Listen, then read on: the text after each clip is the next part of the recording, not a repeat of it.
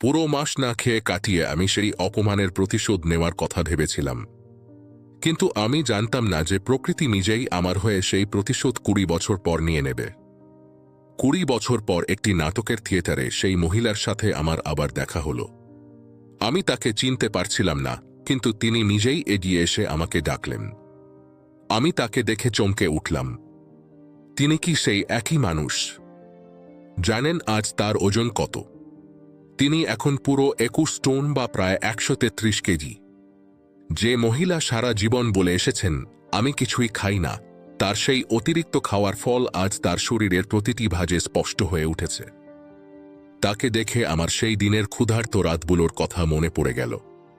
আমি মনে মনে বললাম, অবশেষে আমার প্রতিশোধ পূর্ণ হল। প্রকৃতি কাউকে ছাড়ে না। যারা অন্যের পকেট কেটে তৃপ্তি পায়, তাদের বিচার প্রকৃতি এভাবেই করে। এ ছিল সমারসেট মোমের বিখ্যাত গল্প দ্য লাঞ্চন। গল্পটি কেমন লাগলো কমেন্টে জানান। আর এমন আরও ক্লাসিক গল্পের জন্য এখনই মেসওয়েনাসকে ফলো করে রাখুন।